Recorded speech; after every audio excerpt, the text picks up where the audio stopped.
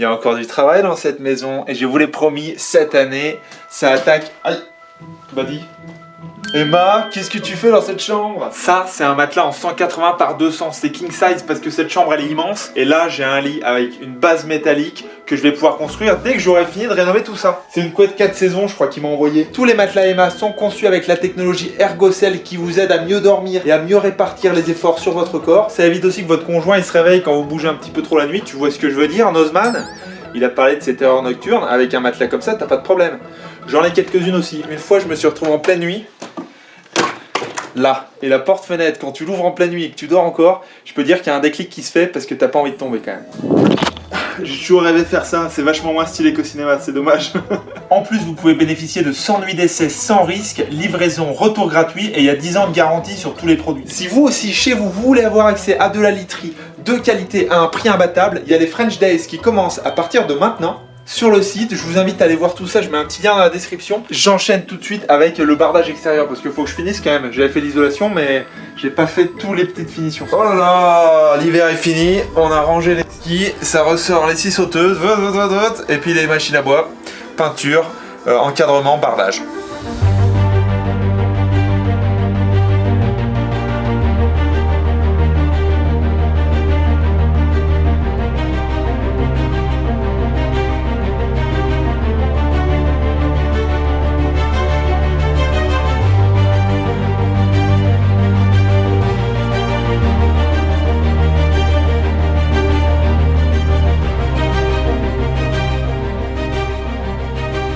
Bon alors tu vois, au niveau des planches de côté, je découpe la longueur, je fais la petite encoche en bas, et après je viens avec un crayon et je note pour la largeur.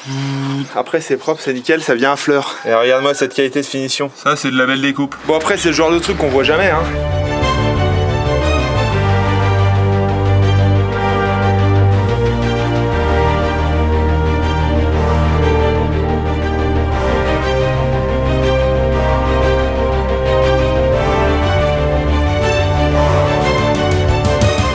Quiconque me dise qu'on voit les vis, ment, on voit pas les vis.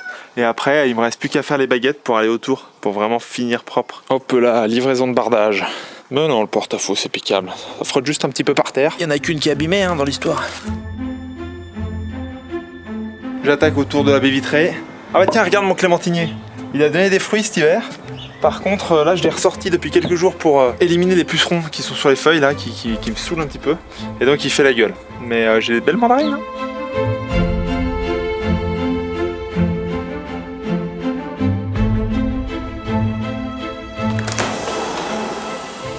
Oh, mais il s'arrêtera donc jamais cet hiver. Comment vas-tu travailler dans ces conditions? Déjà que sur les échelles, d'habitude, c'est pas facile. Alors, je laisse fondre et puis je m'y remets.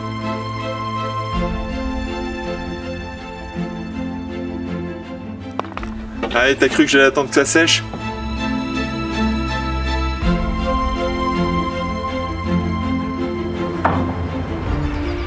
Oh, la neige, elle se calme là. Ça caille. Je vérifie que ça rentre parce qu'avec tous ces angles et tout là, tu vois, t'as vite fait de faire une grosse connerie quand même. Après, je recoupe au-dessus ce qui dépasse, je peins, je visse. C'est pas un temps de travailler dehors ça. Encore moins en hauteur, dis donc.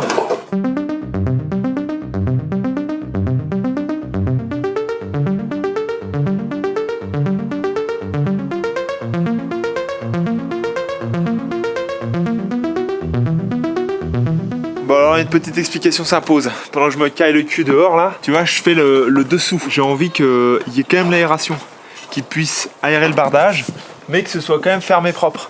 Du coup j'ai taillé à 45 dans une petite latte et ça va finir nickel. Hein. Il se marre le voisin, tu vois. Je sais que c'est bizarre de parler à une caméra, mais bon, c'est comme ça. Hein. Bon, je vais repeindre hein, quand même.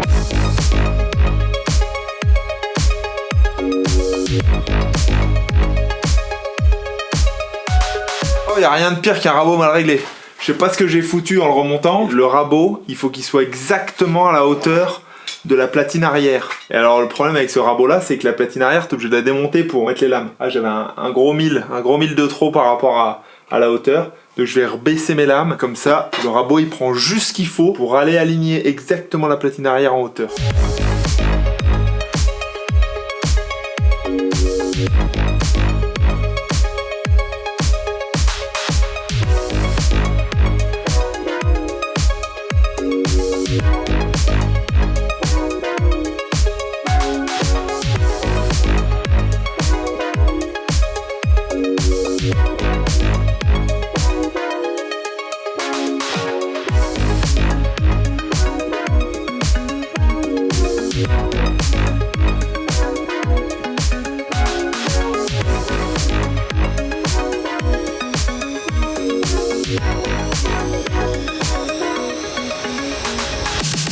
Là au niveau des poteaux, je vais laisser finition comme ça.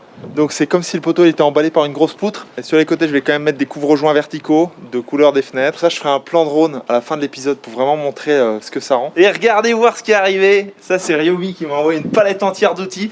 C'est pour vous, j'en ai en double. Je vais vous les faire offrir des petits concours sur Insta, sur YouTube. Et je vais avoir besoin assez vite du cloueur. Hein, Justine? Tu veux le cloueur? C'est la voisine, elle est trop cool. Et la scie à onglet que j'attendais depuis longtemps, je l'ai emprunté au voisin.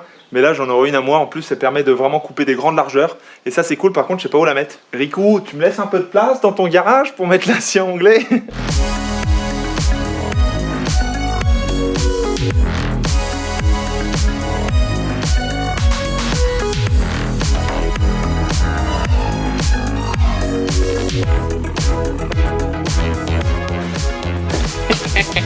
Je suis comme un gamin avec mes nouveaux jouets. Oh, vous inquiétez pas, il y en aura plein pour vous. Je vais tester la graffeuse.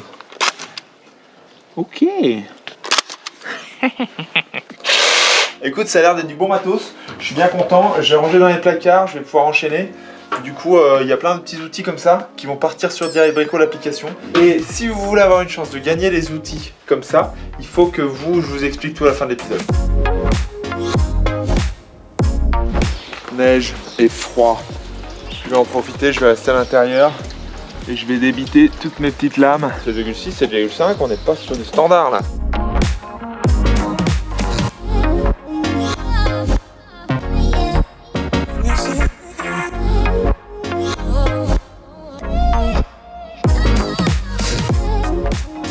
Alors pour faire mes petits angles à 45, j'ai monté la radiale parce que c'est un peu plus simple qu'avec la scie à format. Et en plus, ça m'a permis de tester. Au niveau des éclairages, c'était pas mal. J'ai dû reprendre 2-3 trucs, mais ça c'est important quand t'as une machine neuve de revérifier tout. Et qu'est-ce que je branle? Je me plante dans l'angle à 45. Je me suis mis en butée, j'ai fait mes angles, regarde. Ça fait pas 90. Hein. Toujours vérifier 2 fois avant de faire des bêtises. Un peu bruyante. Mais avec le casque anti-bruit, ça passe tout seul.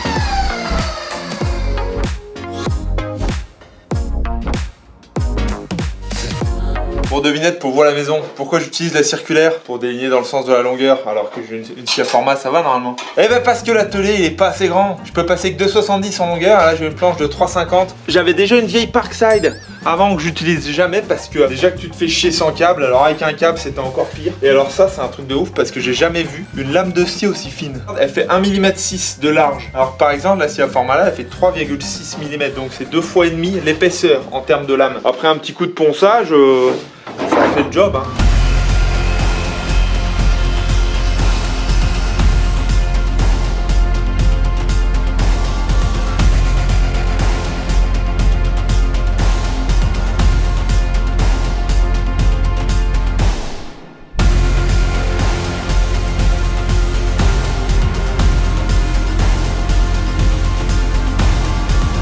Et voilà un dernier petit coup de pinceau sur les bords pour éviter les bavures parce que je suis pas un CRS non plus. Et si vous avez suivi le chantier, vous me demandez pourquoi cette couleur alors que c'est des lames de finition qui vont aller autour des fenêtres et elles devraient être de couleur plus foncée comme celle autour de la porte d'entrée.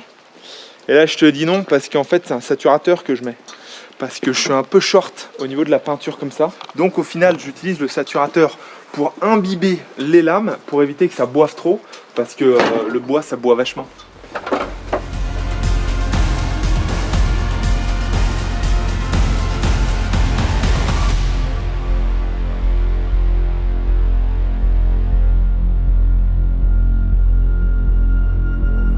Eh dis donc, c'est pas incroyable, j'en ai eu assez. Ça, c'est du matos professionnel. C'est les peintures, tu vois, elles m'ont été données avec les fenêtres. Tu passes, t'as l'impression que le pot il descend jamais. Elle a pas évolué la teinte. Bah non, elle a pas évolué la teinte. Ça, c'est la numéro 7. C'est pas pour là, parce que là, c'est trop court. C'est pour la 7.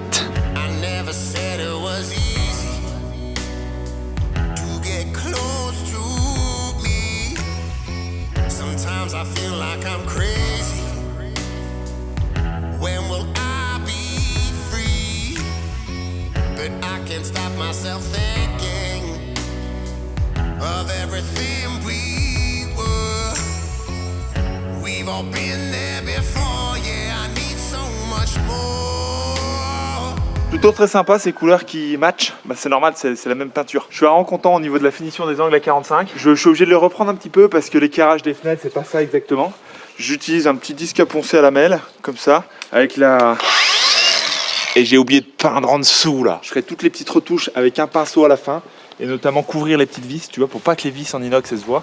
C'est pas l'inox, hein. Je suis vraiment hyper content de la qualité de finition que je suis en train d'offrir à cette façade. Tu te demandes peut-être comment je fais tenir la zinguerie là, parce que je l'ai pas collée, j'ai rien fait. Mais en fait, elle est prise en dessous des petites lames en bois sur les côtés. Et là, ça peut pas bouger. Oh, et c'est pas mal, hein.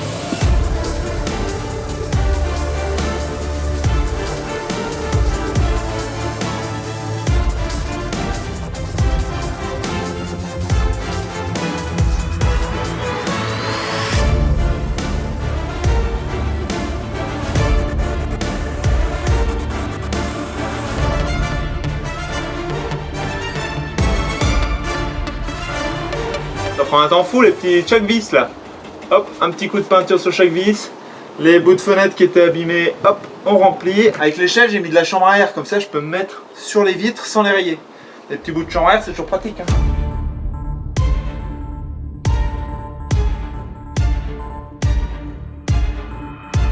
C'est complètement fou comment 3 bouts de planche, ça te change complètement l'aspect d'une maison.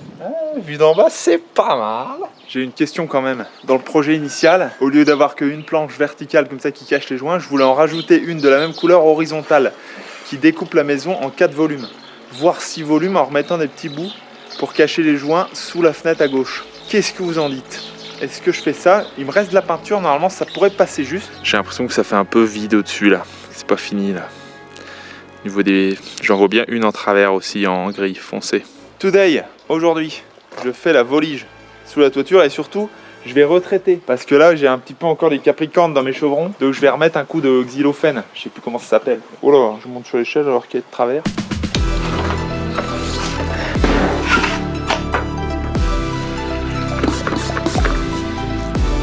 Yeah. Eric il dit un clouteur. Vous êtes plutôt team clouteur ou team clou? Un clouteur. Pauvre clout, j'ai envie de te dire. C'est du 50.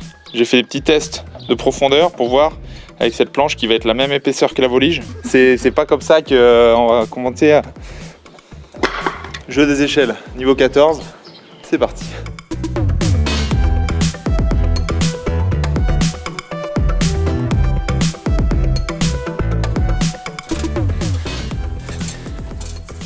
Principal, c'est un bon calage.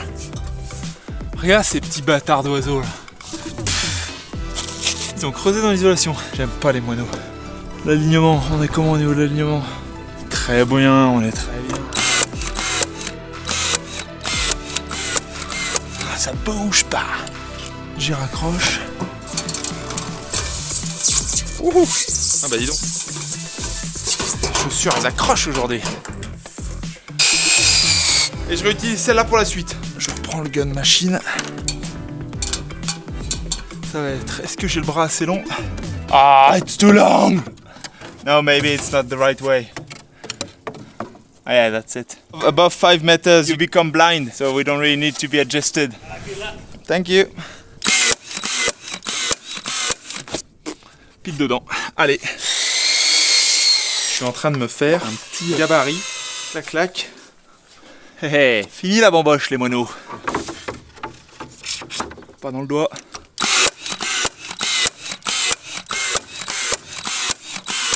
Et voilà, et je peux aller remettre la suivante. Sacré affaire, hein, ce chantier.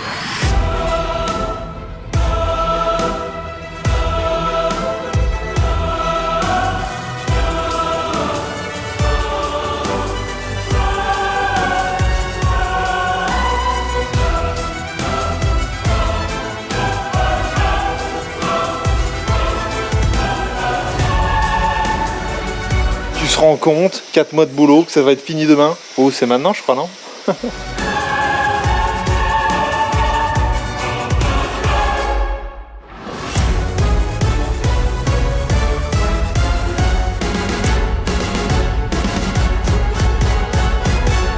Audi, c'est un printemps vachement pluvieux, dis donc. De toute façon, j'avais plus de volige, fallait que je m'arrête. Tous les après-midi, ça flotte. Heureusement que je dors bien avec les matelas Emma, hein, parce que sinon, je pourrais pas me lever le matin pour travailler tôt. Bon, sinon, la pose de la volige, c'est vraiment basique. J'ai repris les éclairages, zoom. 4 d'affilée, c'est à peu près les mêmes longueurs.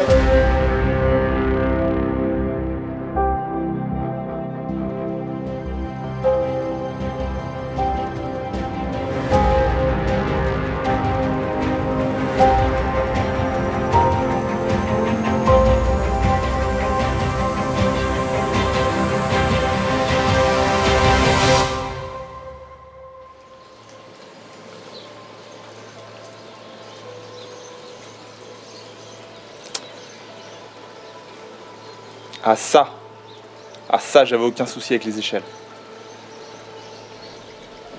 Bon, au final, je suis tombé du plus haut. Je me suis cassé la gueule sur le balcon. Ça va, j'ai juste cassé l'échelle. Elle a glissé d'en haut là. Elle s'est décalée un poil et elle est tombée, j'ai rien su faire comme tu dis. On est samedi, je vais aller me faire un petit pansement compressif. Histoire de... De toute façon, le docteur s'est fermé, le cabinet médical s'est fermé. J'ai pas envie d'aller aux urgences à Albertville. Je vais attendre 4 heures pour rien. Il pleut. Il y a un petit bout de dent qui est resté dans l'affaire. Je sais, vous m'aviez prévenu, je sais. Mais ça a failli pas arriver. À ça, ça arrivait pas quand même. Alors. Oh merde. Putain. J'ai pété sous le balcon la rambarde. Bon, solide quand même. Hein. Des morceaux de trucs. Vous voulez gagner un outil Ryobi? Allez sur Direct Brico, vendez ou achetez un outil. Je tirerai au sort parmi tous ceux pendant les 2 semaines qui arrivent qui auront fait une vente ou acheté un outil. J'enverrai l'outil de votre choix. J'ai même un aspirateur. C'est pas mal ça. Je tapais la pommette un peu ou quoi? Je suis désolé, il n'y aura pas de plan drone à la fin de l'épisode avec la belle façade toute finie parce que je pensais que 2 semaines ça allait suffire. Quoique si je m'étais pas cassé la gueule de l'échelle, ça aurait suffi. Les haters diront que c'était un fake ou que c'est pour faire le buzz. Je laisse le suspense jusqu'au bout. Pensez à Emma et aux French Days avec des soldes incroyables avec un petit lien dans la description. Pensez aussi que si vous achetez ou vous vendez un outil dans les 2 prochaines semaines sur Direct Brico, vous avez la possibilité de repartir avec un outil Ryobi. À très vite pour de nouvelles aventures et surtout, abonnez-vous pour voir la suite et laissez un petit pouce en l'air avec un commentaire en me disant si c'est vrai ou si c'est faux que je me suis cassé la gueule de l'échelle. On ne sait pas. Enfin, moi je sais. Et les copains qui savent aussi. Ah, j'en suis tout rouge, tout ému.